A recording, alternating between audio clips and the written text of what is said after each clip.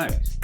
Well, good morning and welcome to the Change Rooms webinar series, a new initiative where we hope to bring together experts, clinicians, mental health advocates, and allies in an attempt to raise awareness of a wide range of mental health topics and offer practical insight into how to approach mental health in our communities so that those who face challenges with it can be better supported.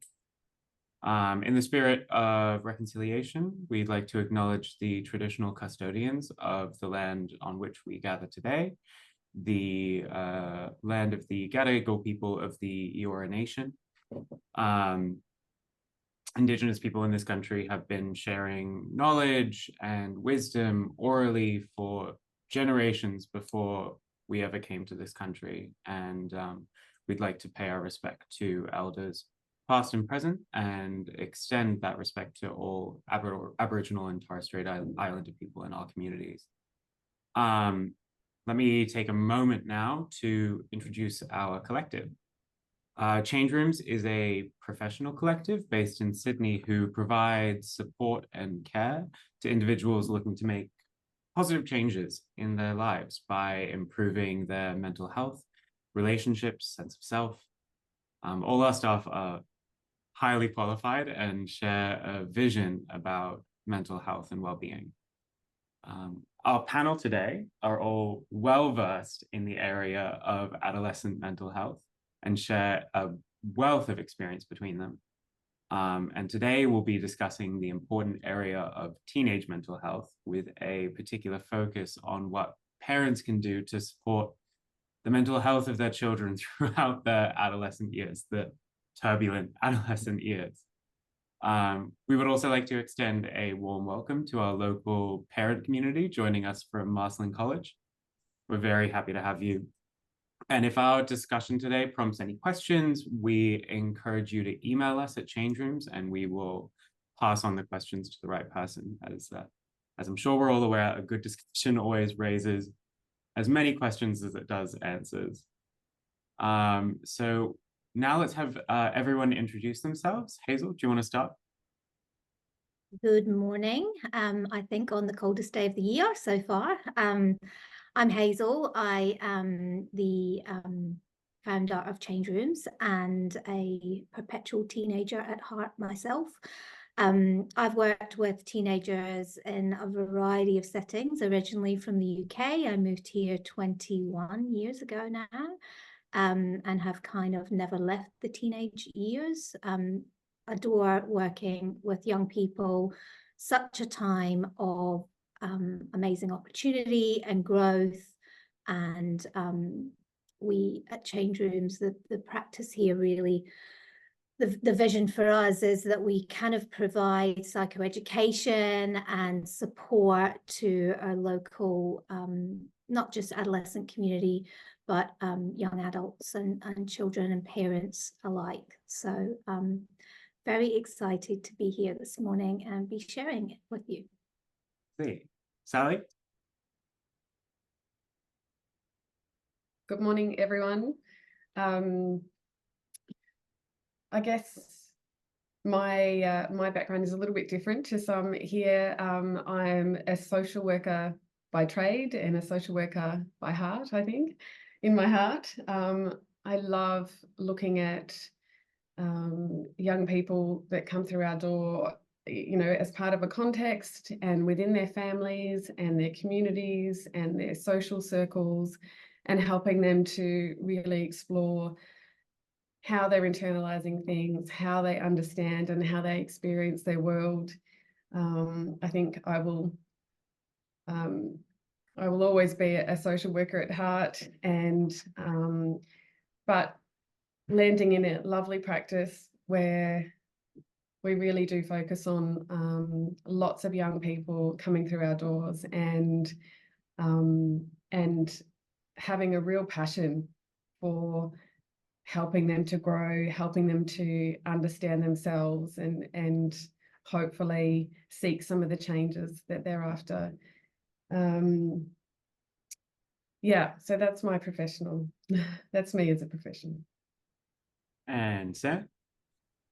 Hello, everybody. I am Sam. I'm a provisional psychologist currently completing my clinical psych masters. I work in the faculty of a mental health as under the faculty of a mental health coach at Change Rooms, predominantly with kind of young men between the age of 12 and 25-ish, looking to unravel the complexities of what it means to be a young man in today's day and age. Yeah, that's pretty a lot about me. I have a particular interest in the areas of autism, ADHD, and the effect of social media on our young people. That was what my thesis was on last year. So any questions relating to social media or the negative influences of that, just fling them my way. Right, thanks everyone. So as I said earlier, today we're talking about adolescent mental health with a particular focus on parents and what they can do to help. Hazel, why have we chosen this topic? Well, I think, first of all, I'm just going to put a disclaimer in. There's some building work going on in this practice today that we were talking about. So if you do hear, it's not, people locked in cupboards and stuff. There are some bona fide building work going on, but we shall charge on. I think I'm very passionate about merging the two worlds of education and psychology and mental health literacy. And I feel like working with some local schools, as we have been doing for a long time now, I'm kind of perpetually frustrated by the fact that there's so much information now that we have that would be preventative, or if used early enough, intervene in a really proactive way with young people's mental health. It would improve relationships, it would improve functionality across all different areas. And so I think that choosing this as a first topic, especially for parents, and I'm sure, Sam, you'll talk to this a bit more. There's heaps out there now in the internet, social media for young people, parents less so. And, I'm a parent of 2 teenagers myself. And I think that when you have children in those early years, we are so happy to share with other parents all of the difficulties about everything, down to the color of their vomit and their poo. We are so willing to just openly discuss how hard it is. And parenting a teenager is much harder than that. And we don't talk about it. And parents have no support systems or limited support systems because they very often think about what it is they're doing wrong themselves, or have a fear of judgment of others. And so hoping that this series, but this episode in particular, can start conversations and create connections between services and the school and parents and the young people themselves. So just that's the hope, that we can just start a bit of a process and a conversation. Really? So I guess now's the time where we will introduce the topic today formally. So as I'm sure everyone in this Zoom call and probably widespread is well aware, the area of teenage mental health is vast. So in order to consolidate and condense, we looked into what the majority of parents are asking and researched the 5 most common Google searches or questions for parents around adolescent mental health. And these seem to be probably like a good place for us to start the conversation, and then for it to continue.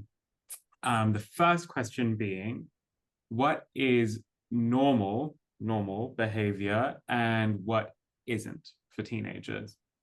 Hazel, do you want to kick things off?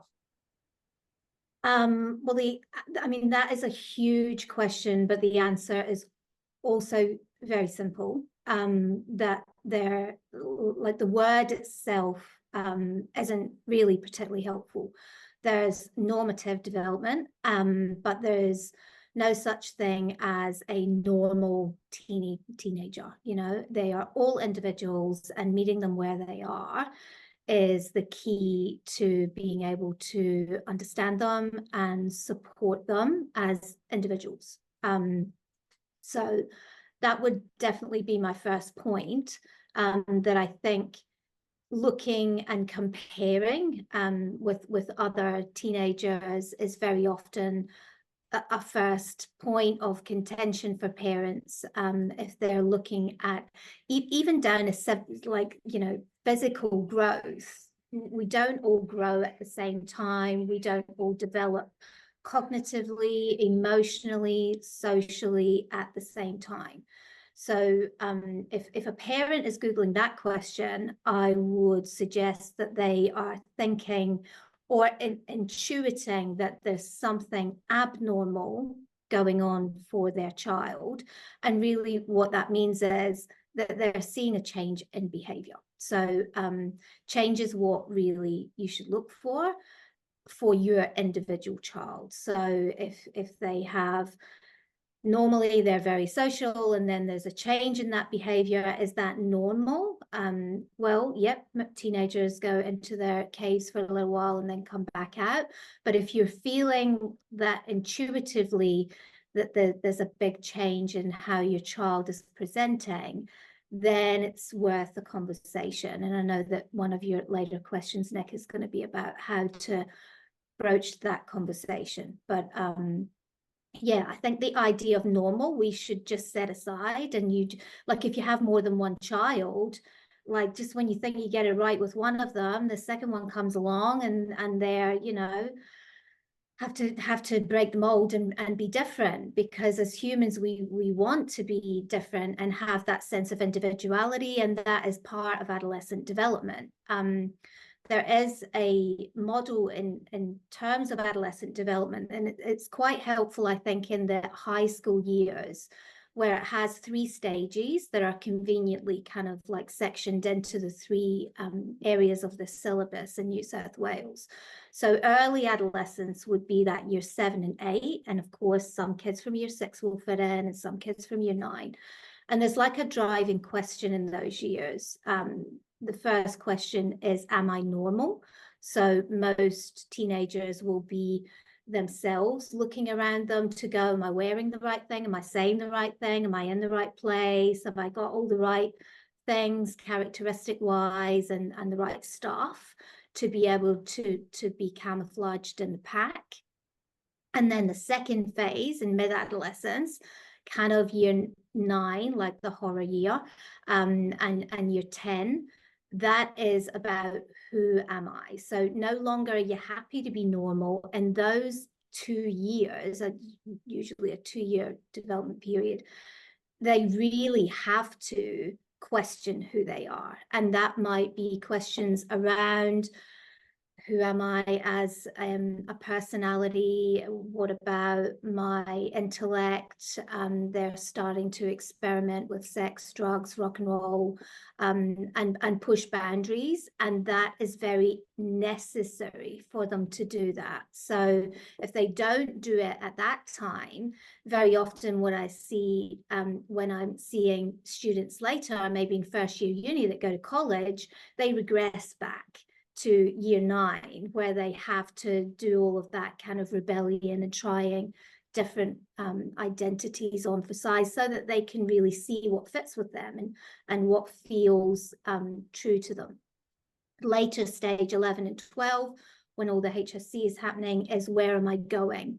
And you know, unfortunately, the way that our system is structured kind of puts the most pressure on them at that point to make a decision about, well, you should already know who you are, you should already know where you're going. So I think the education system that we've got in Australia isn't terribly helpful in terms of letting them just explore and develop naturally. into finding a sense of self and identity. So different things will emerge, different challenges at different times in those developmental periods. And some kids go through them quite quickly and some get stuck for whatever reason. And that might be one of the reasons that we end up working with a young person. There's a kind of what would you call it, like a school of thought. It's quite an old school of thought by Stanley Hall from early last century. It calls the period of storm and stress, where there's inevitable storms, but the stress is more internal. So they're dealing with external stressors, internal stressors. And it makes for a very complicated time, and parents aren't changing. You know, you're pretty much just an observer of this process.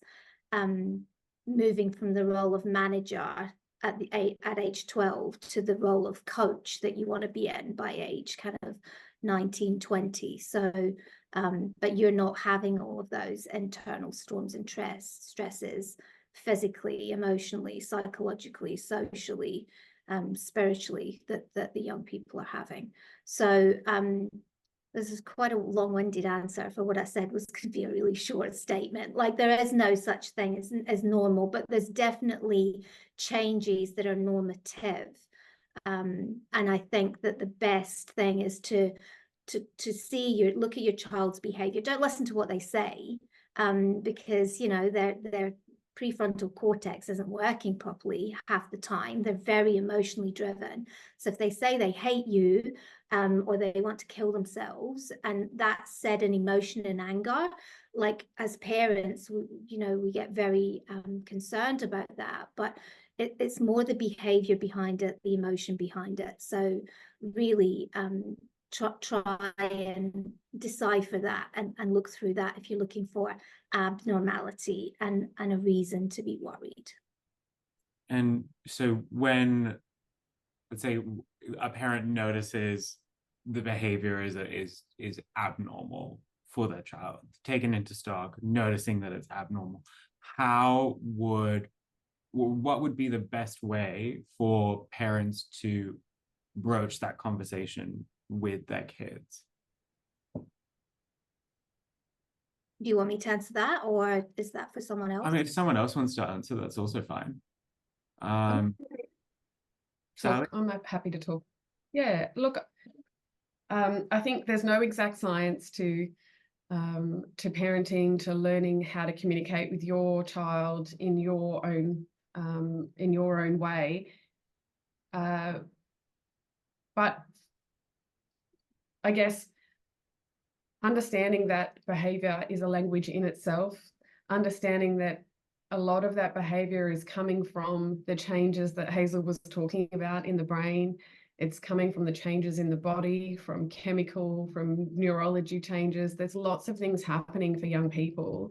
And sometimes it is hard for parents to keep up, and it is hard for parents to find that moment. I do have parents often asking us during counselling sessions, have I missed the boat? Is it too late to start connecting with my teenager? And I guess I'd love for everyone to feel that reassurance that it's never too late.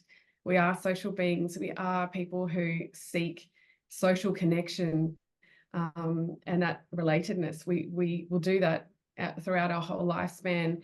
And I'm also going to acknowledge that there is a challenge in that as a parent, when you have a teenager who might not come out of their room, hardly speaks. We've all been around the grunting that happens around the house, might seem a bit distant, might spend a lot of time in their bedroom. That kind of stuff is fairly common in those teenage years too. But it can make it hard to find that moment, that right time to have that conversation. Yeah, look, I think it's just important to note that it's never too late to make an attempt to try and talk to your young person, to your teenager. It's never too late to start the conversation. And I think coming from that place of behavior as a language and behavior as a message, and asking, you know, what does that person need? What does that young person, what does my child need from me now, right now? It might be different to what you think they need. It might be different to what they needed yesterday. We know the teenage world is changing for them. You know, based on Hazel's description, there's storminess, there's lots of things happening. So you might not get it right every time. And but my experience of families and parents coming into change rooms is that there's a real willingness and a real desire to want to have a connection with young people and to want to understand and give them the time and give them a seat at the table. So look, yeah. Can I just add to that, Sal, because I think that's such a great point, and what you're saying about what they need. This was actually something I learned the other week there, because, you know, I'm so young and fresh on TikTok. That there's three main things that when a human, not necessarily a teenager, is going through something, that you can give them. The first one is a hug. Do you need a hug? No words, just some physical contact and connection. And teenagers are looking for connection, not attachment anymore. The second one is heard. Do you need to be heard? Do you need to unburden? And if we're saying behavior is a language, then are you listening, mum and dad, to what I'm actually saying through my actions? And the third one is, do you need to be helped? And I think that parents very often come in and try and help and offer solutions, when that's not what the young person needs. They just really need to be acknowledged, validated, and sometimes just a hug, like, you know, no words at all. So I think just picking up on what you were saying from that was something that I found really helpful, that I've used quite a bit in the last couple of weeks, that both young people and their parents have found it's really easy to remember as well. Hug, heard, or helped. Yeah, I mean, even anecdotally, that sort of framework came into my world personally maybe a year ago, and it was super beneficial for my relationship with my mother, because she could not listen to me complain about a single thing without giving me advice, and that's rarely what I wanted. And so broaching this conversation of, you know, I just want to rant and rave, and I don't actually want or need advice. I just need you to hear me and listen to me. That's the same. Oh, sorry. No. That's the same with almost everybody, right? Like, I just, Hazel, you saying that about, like, you know, your kid probably needs a hug or just wants to be listened to, but like, I suppose we treat kids differently, like they don't have the answers. But if you were coming into a situation in their shoes, or even in your own shoes, and like the first thing your partner does is like, have you tried this?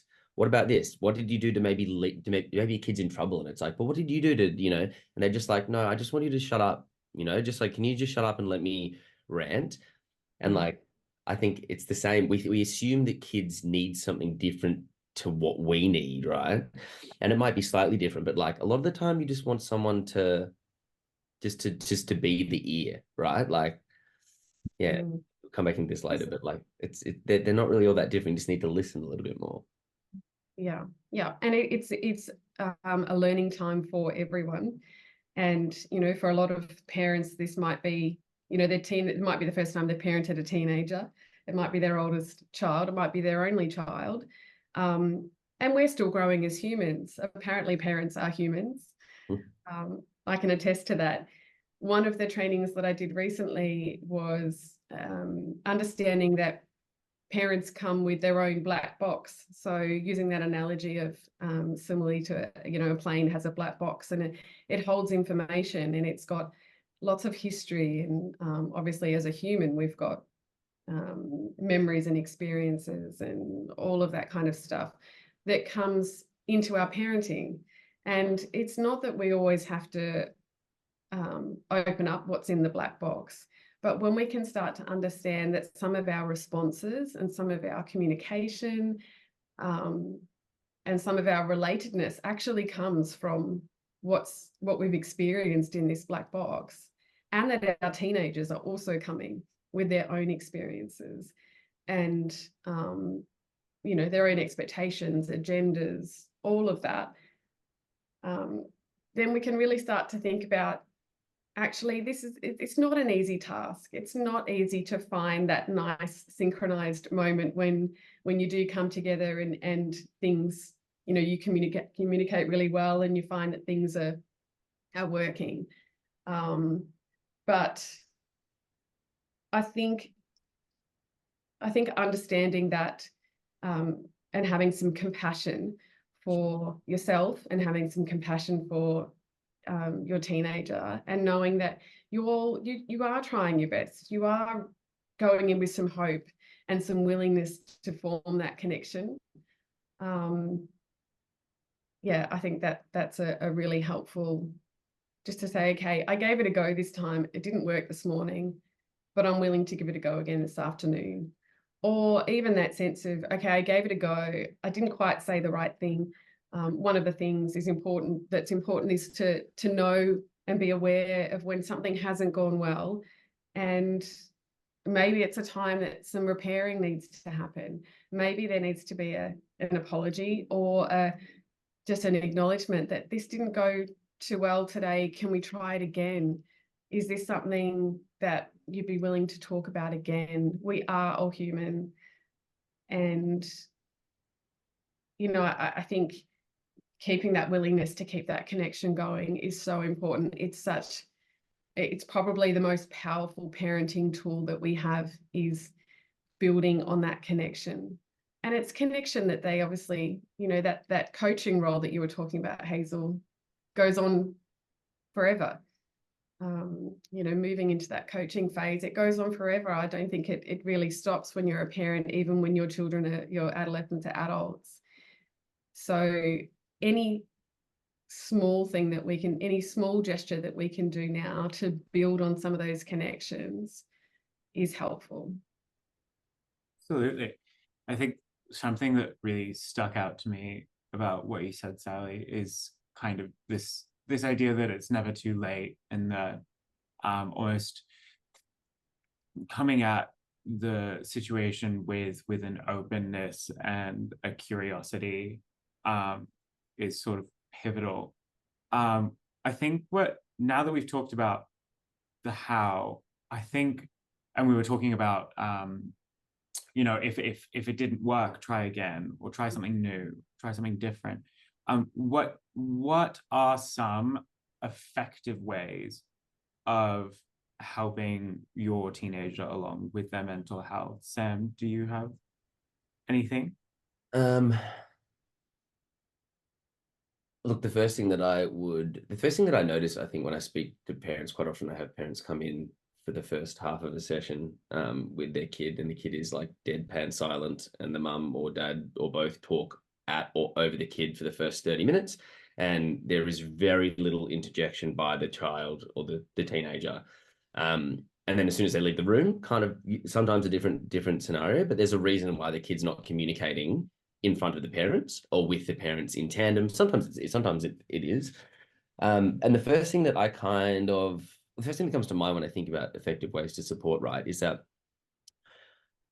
I don't know why we don't teach this in school or even just as parents, but like, is the cycle of punishment and reward that we have with young kids. So I think as a society, we have a tendency to try and punish or weed out bad behavior,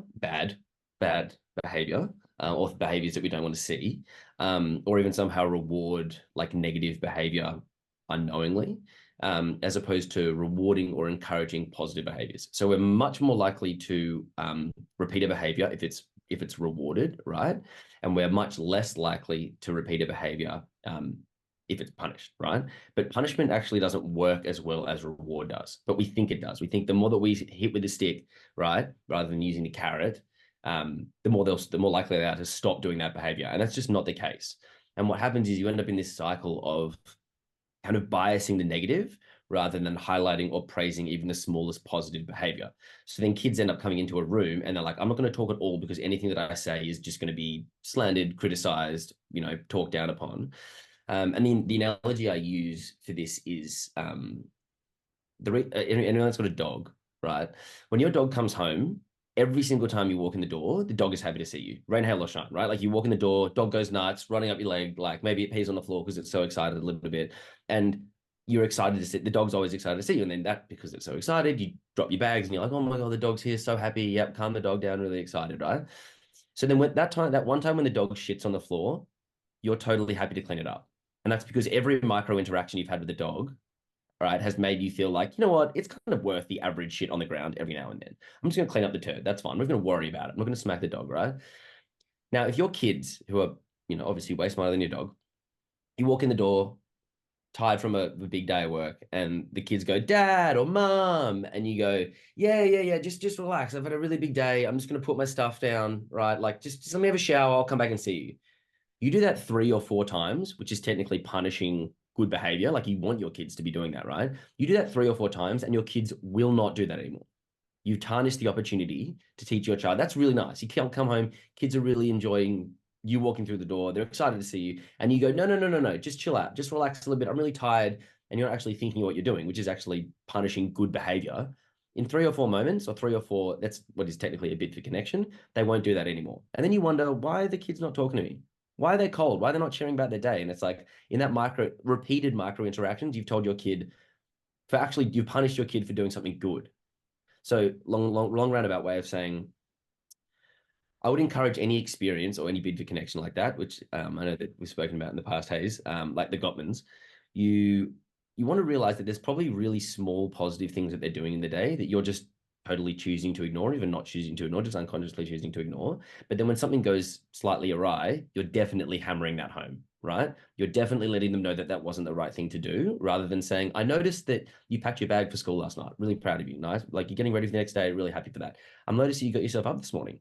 Really proud that you actually woke yourself up and I didn't have to do that. I noticed that you put your phone out of the bedroom last night, right? Like really, nice. That's you preparing yourself for the next day. These are all really tiny micro opportunities that you could have to make them feel, oh, I'm actually doing something good. And they're noticing, rather than being like, you did the bad thing, smack, or whatever the curse word is at the moment.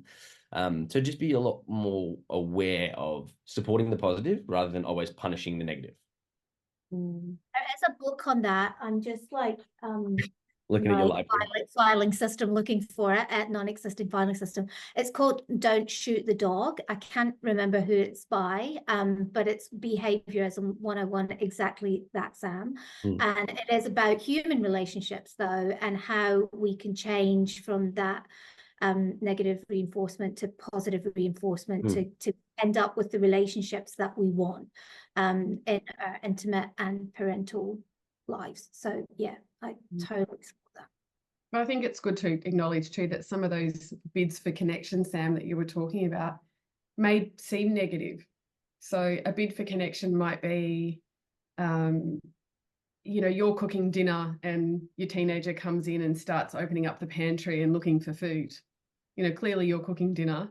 And straight away, as a parent, you automatically you want to be saying, hang on, what are you doing? But actually they've come into the kitchen. So that, if we're thinking about some of those bids for, those little gestures of connecting, rather than any judgment about it, just turning in towards it and thinking, okay, what if this is an opportunity for a conversation? What if this is an opportunity for just how was your day? Maybe even no eye contact. We know teenagers and eye contact can be a no-no. But, maybe that is a time when you can just continue to stir. How was your day? How was rugby? How was netball? How was whatever it might be? So sometimes it's even having no judgment about the behavior, but using it as an opportunity to just maybe engage in something. I think that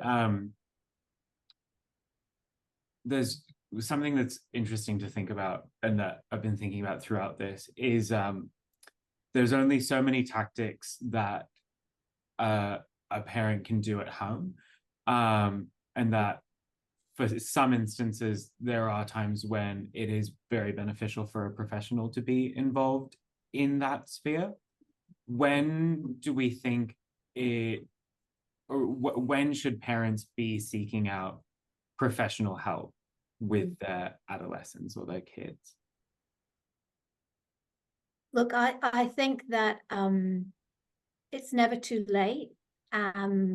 Sometimes it can be a little bit too early to send them to, you know, be fixed and pathologize things a bit too quickly. So I think there's a research, and I can't remember who to quote and give credibility to the person who did the research, but 30% of like mental health issues will just get better on their own. 30% of them will get better with intervention of one kind or the other, and 30% kind of like question mark. So most things in this kind of storm and stress model will wax and wane and right themselves on their own. And that's the job of the peer group, that's the job of the school and the structure and the community that you build around the young person, right? But I think if you feel as a parent that there's changes in behavior and that they are out with the bandwidth that you're comfortable with, then a curious conversation is a good start. Just noticing, questioning, and then maybe talk to the school first of all, get some information. Like, is anyone else noticing the change?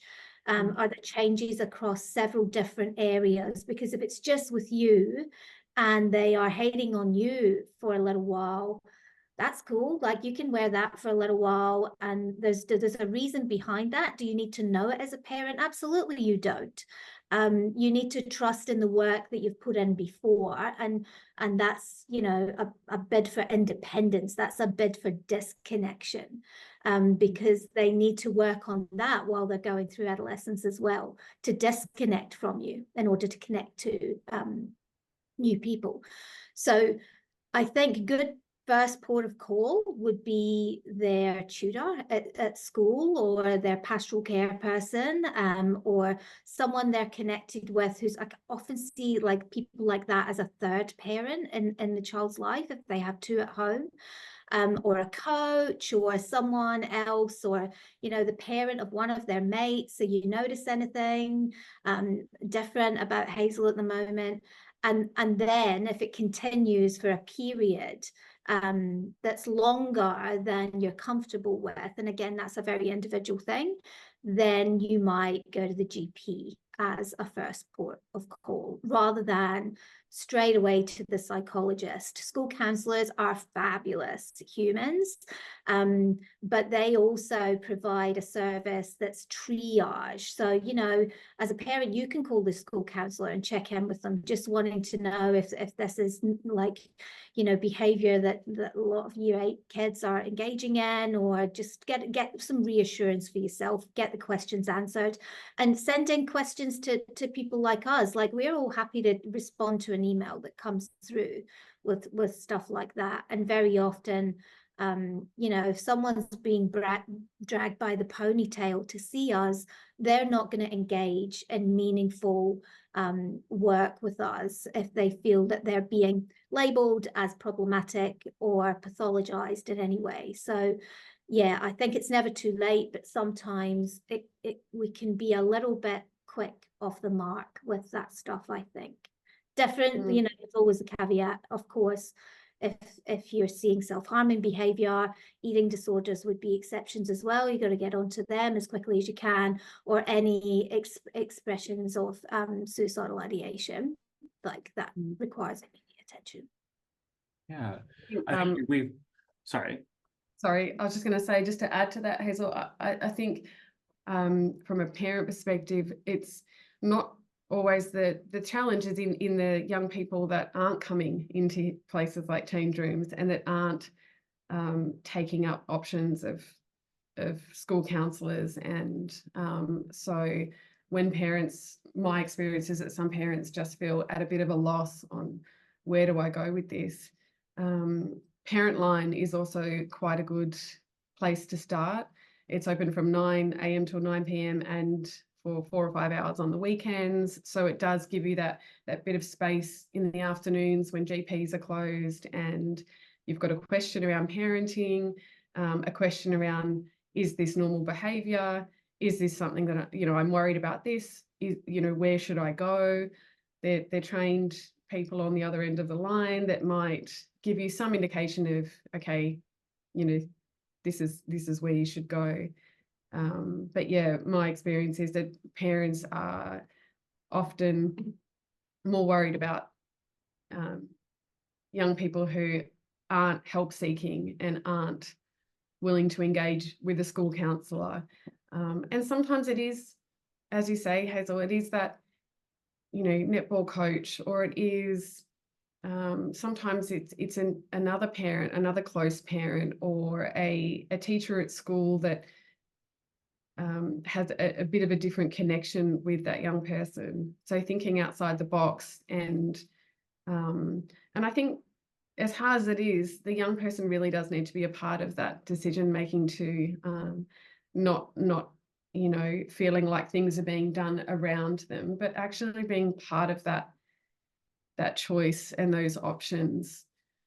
And look, I think that's where, Sam, your role is like that missing piece between, diagnoses and pathologizing, and okay, you are a coach, you are goal setting, getting to know them, putting them in a position of agency and empowerment. Might be good for you to kind of say a bit about that, I think. Yeah, I think I could talk about this forever, right? So I think one of the issues is that the availability of information, the access to information these days has made everybody almost hyper neurotic about the issues that are going on in the world, right? And this is a whole different bit on social media, which I know that Nick mentioned we'd probably chat about, but not everything needs to be pathologized, right? There are behaviors that probably seem not all that positive or a little bit off, that are just a normal part of the modern adolescent developmental cycle. There are obviously abnormal behaviors too, right? But as Hazel said at the start, I think when we began, like there's no such thing as a normal child, right? Like it just doesn't exist. But we have this ideal about like what our kids should be doing, how we would like them to be living. But you probably look back on your own life and you realize, I made some stupid decisions and did some risky behaviors as a teenager too. Maybe I know people that did, some more than others. And I think we kind of jump to wanting to fix people. We see the kid as deficient. They're not doing all of the things that we would like them to be doing. Congratulations, welcome to adolescence. So we immediately pathologize. What's the problem? What do they have? How are they broken? Right? And then that ends up tainting our language in how they speak to them. And I'm going to speak from a personal experience. My mum says something like, she'll say, mean things about siblings behind their backs, and then she goes, "Oh, but I would never say it to them." And I'm like, no, they know. Like they know the way that you talk about them behind their back, even if you don't speak to them in that way to their face. And that's because it comes out in your body language, it comes out in the sighs and the resentment and the eye rolls and the more nuanced behaviors that we are as humans are super, super good at picking up on. So to that point, right, rather than seeing the kid as deficient and broken, right, the thing is like, how can we have, or I have particularly a more solution-focused approach to change? So like, what does a kid want? What did they want specifically out of their own lives? And as a 10, 12, 13, 14-year-old kid who really knows, but the goal is for them to direct the change. And that's what coaching is a part of and mentoring is a part of, is that like, we're not looking to fix them. They're not broken, right? They might have some behaviors that we want to kind of maybe weed out or course correct, but to look at the kid as deficient and then take the agency away from them and say, well, you're not doing these things, it's because there's something wrong with you. Let's get a diagnosis and then fix that thing and put you on meds. Or that they internalize the way that they're being spoken to as like, I'm a broken tool, or I'm a broken item. And I require these things to be even what's somewhat normal. Whereas the fact is like, no one has their life sorted out at 14, 15, 16, 17. No one, I'm 25, really. My life sorted out until I was 25. And the thing is like, how can we get really concrete on what is kind of an ideal abstract goal for the future, and then bring that abstract goal into some more concrete behaviors? So like, kids don't know what they want to be. We ask kids all the time, what do you want to be when you grow up? What do you want to be when you grow up? And you're like, dude, until, say they're 18, for the last 12 years, I've had to ask permission to go to the bathroom. Like, you're telling me what do I want to do for the rest of my life, and I had to put my hand up and ask to pee or talk. Like, you've given them no ability to express what they want or need, let alone kind of extrapolate or brainstorm about what their life could be like. So the goal for what I kind of do with these kids is to figure out, like, if you could have anything, what would it be? And that takes time, and it takes rapport building for them to realize that maybe it's something totally antithetical to what their parents want. And then how can we take what is really abstract goal and bring it back down to, like, okay, well, if I wanted to be a zoologist or a vet, right? What can I do tomorrow that would get me there? And it's just the same with any sort of exposure hierarchy, or the same with any form of cognitive behavioral therapy. It's like, what is the minimal necessary intervention we can use to get you on a path to figuring out some form of better life? And in 6 months down the line, you're unrecognizable. You're a different person entirely. But we see it as like, I have to get there. Parents see, well, I want him to do this, which is 24 months away. He should be there comparatively. And it's like, you're thinking way too far ahead. Like, what can we do now that would be really functional and that would be somewhat enjoyable or instill a sense of pleasure or mastery tomorrow that would make them feel like they're on the right path, rather than just saying, you're broken. It's, And sometimes I think that it is just about validating where they are in that moment. Change isn't linear. Change has steps forward, steps back, sideways, upside down, every which way.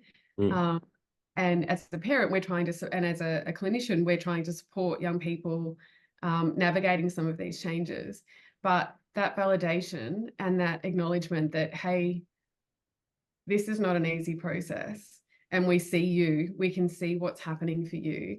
We're here to sit with you. We're here to be by your side.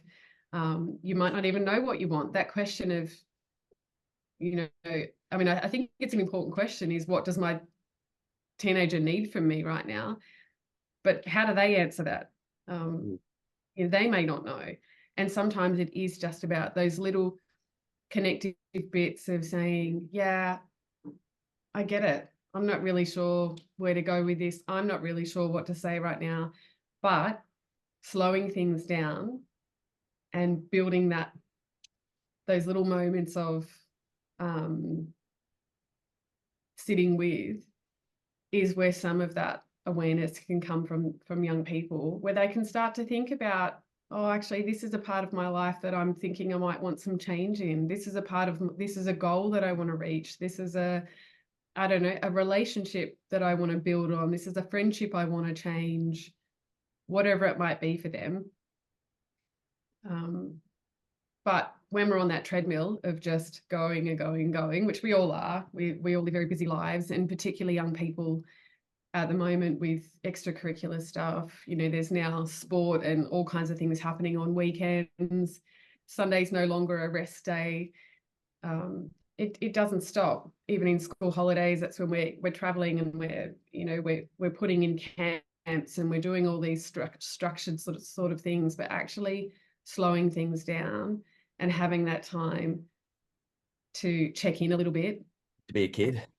Yeah, check in with yourself, check in as a parent, but check in with yourself as a teenager and say, where am I at the moment? Am I sort of where I want to be at, or am I happy where I am at the moment? And maybe I'm not meeting a goal. Maybe I'm not, having to change at the moment. Maybe I'm just happy where I am.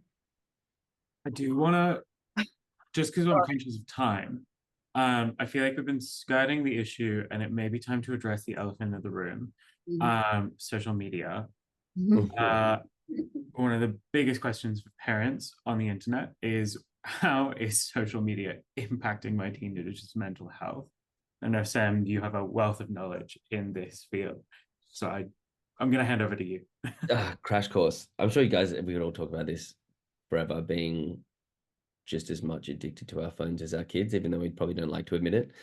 Okay, so crash course. There's some really good books on the topic. So first of all, Jonathan Haidt, H-A-I-D-T, wrote 2 fantastic books in the last 4 years called The Coddling of the American Mind and The Anxious Generation, which I know Hazel has ripped through quite quickly.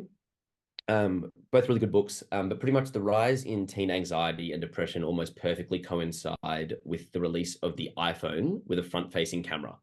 So as soon as we started to look at ourselves and become, it's almost like the what's in the Bible, you have like when Eve and Adam bit the apple and they fell from grace and they became self-conscious about the nudity, that they were naked, right? But before they didn't.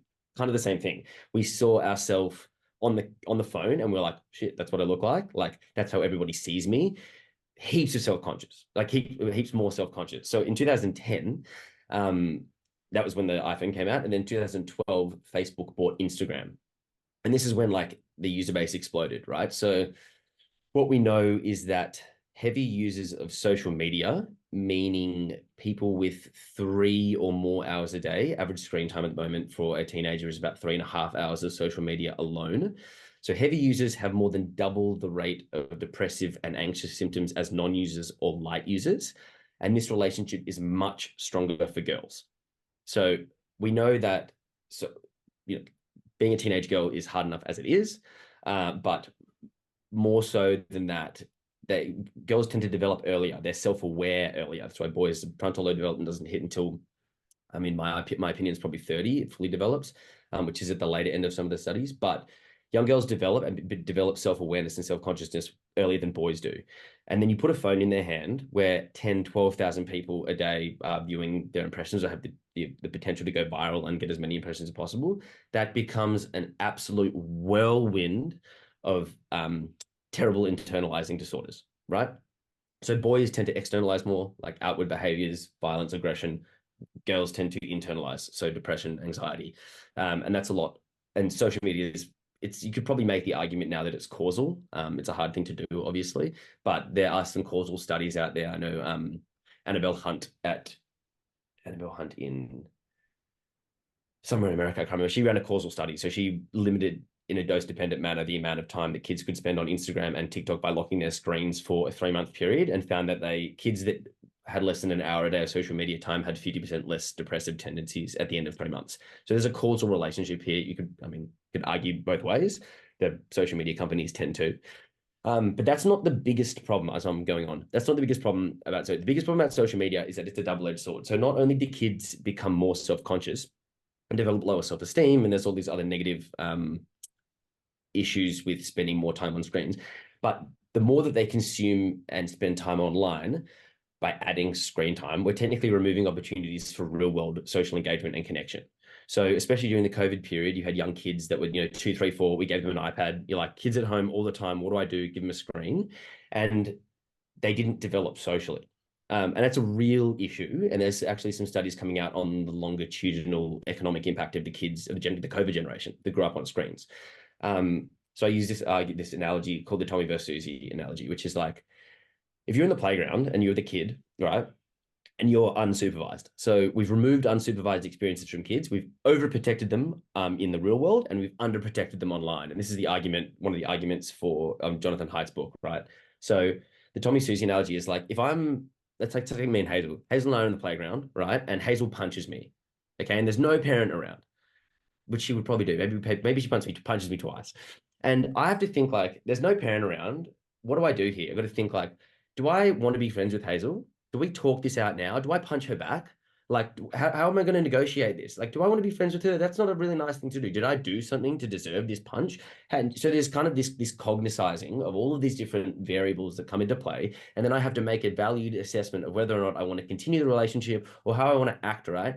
When we give kids a phone, they don't do that. But even worse than that, when we over-supervise kids, like we do in the real world, there's no unsupervised replay, the job for me is not to be like, how do I negotiate with Hazel? It's, how do I prove that I was in the right to the parent or the adult or the teacher that's in that vicinity? And then that person then becomes the arbiter and executioner of that bad situation. So there's a lot of negatives, and obviously there's also a lot of positives with the social media, but immediate suggestions, I think first of all, you need to be hard with the boundaries. Kids don't just get to have a phone all the time, and they're not entitled to having a phone all the time. I know that there's legislation looking to pass no social media before 16. Totally agree with that. You shouldn't have a phone or a social media account before 16. It's just not necessary. And this delayed adulthood that's kind of becoming a part of Western society, and this safety culture of overprotecting kids in the real world, but underprotecting them online. It's having obviously massive consequences for the mental health epidemic. But sorry, I'm rambling. I could talk about this forever. I've had like a 60-page thesis on this topic, which I know Hazel's read. If you want to read it, I'll send you the PDF. But okay, immediate suggestions. Kids don't just automatically get a phone. Okay, they don't. They can earn screen time, and that's a really good way to teach them, like, you've done the homework, you've contributed to the family, you've done your chores. You now have 20 minutes of Minecraft or whatever you want to do. It doesn't have to be social media, but screen time is the first goal. And you don't just get to take the phone away now and say, figure it out. You have to give solutions to fill that gap. It's somewhat your fault that they have a phone. It's somewhat your fault that they're addicted to it. So take some responsibility for the fact that you have to give them solutions and provide them alternative behaviors or alternative activities or events for them to fill that gap that you're now taking out of their life, that's going to be a hard thing to do, but it's absolutely critical if you want to support the development of your kids' mental health. Secondly, no phone in the bedroom at night. That's it. There is no phones. That you just, the more that you have a phone in the bedroom, the more likely you are. There's this anticipatory anxiety that comes with, maybe I have a notification. I'm sure you've had it. I'm going to check that last work email. Maybe someone gave me a call. I'm going to check it right before bed. Next thing you know, you spent 30 minutes on TikTok and you've been scrolling, looking at cat videos, or if you're me, it's probably rock climbing or something of the sort, right? So practice what you preach. Maybe no phones in the rooms for all of your family. Everybody charges their phone in the kitchen. Get an alarm clock. They're $6 on Amazon. I've bought them for clients before. Like, people got clients to buy them before. Like, you don't need a phone in the room. It'll have a dramatic impact on the quality of your sleep. Secondly, supplant the phone time with pro-social, like, opportunities for pro-social connection. So gym memberships, sports teams, hanging out unsupervised as kids. Just because your kid says, I want to go and hang out with my friends, you go, where are you going? What are you doing? Hanging out is fine, right? Like, if they get into trouble, they're going to get into trouble, but they'll learn the hard way. And it's just something you're going to have to sacrifice, and lessons the kids are going to have to learn, because right now they're not spending any time unsupervised and they're spending a lot of time on their phone, and it's kind of one or the other. Hanging out with friends and just killing time, that's just what teenagers do. They're learning from each other in the process. And if you have other problems further than that, then you should be able to communicate with that. The last thing is, no, I'm not going to lie. I'm going to leave it there. I've had lots of different ideas in this. I keep talking about it forever, but no phone in the bedroom. Change the phone time for outdoor time. And don't fear the outside world. You know, the world is actually a much safer place than we had thought, and we've been told. Okay, I'm going to do it. Last point. The world is far safer than it was 20, 30, 40, 50 years ago. We have been lied to, and the rise of 24-hour news in the early 90s made us think that the world is an unsafe place. By almost every measure in the world is a safer place to be. Your kids are less likely to get abducted. They're less likely to be taken into a van and all these bad things. But the news that we had to fill with a 24-hour cycle will have you think that this is an epidemic of danger. It's just not the case. It's a far safer world to live in. Global warming and different things, that's, down the line, different story. But your kids are far safer on the streets, walking around, causing somewhat trouble with their friends than they were 20, 30, 40, 50 years ago. But we've been lied to think that they're not safe out there. And what we do in turn is then overprotect in the real world and give them a phone because it's safer. It's not safer. All the evidence suggests otherwise. Google Scholar. I think it's not can I recommend a documentary to parents who want to just think a little bit more about phones, screens, neuro biological and psychological development? It's called I Am Generation Z. It's on Foxtel, but it's probably on the 5 of the other 10 million things that we pay for streaming.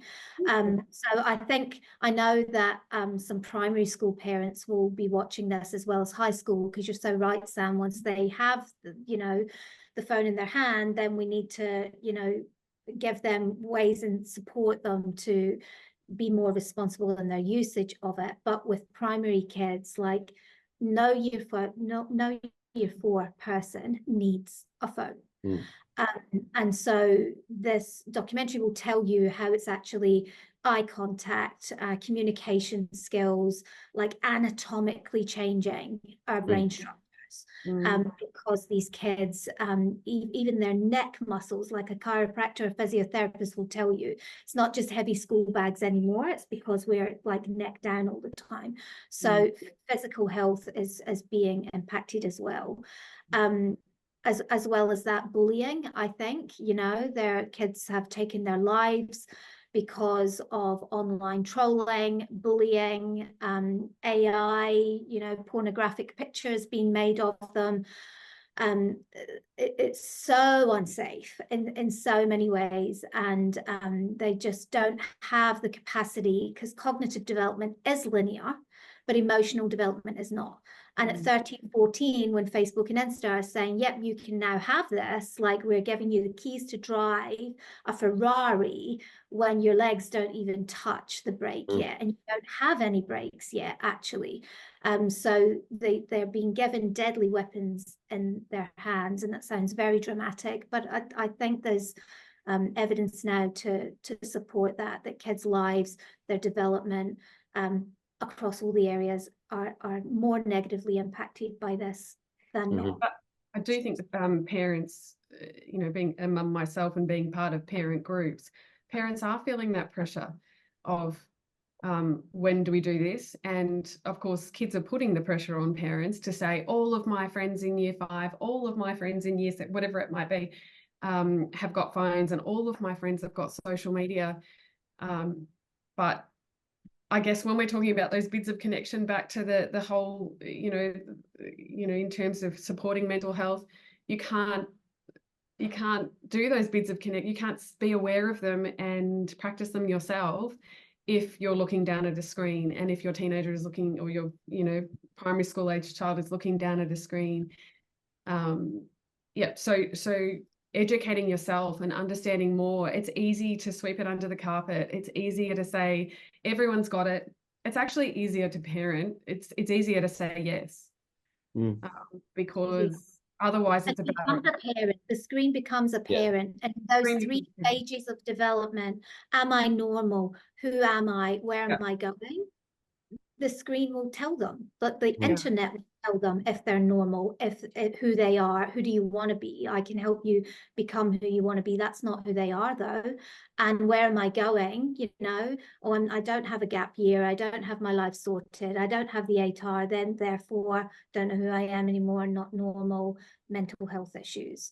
So, and I think most parents would say, I would like to be teaching my kids those values. I would like them to be learning from us and from our family and from our own system, as opposed to anything external, where we have no control over what they're looking at on the bus. We have no control of what they're talking about, but we do have some control of what's happening in our family life. We can create connections. We can create things that are predictable in family life, that slow things down. One of my favorite things that I was reading about before this, in preparation for this, was about creating rituals. So having those times when, you know, it's Pancake Sunday, or it's Friday night pizza, or it's something.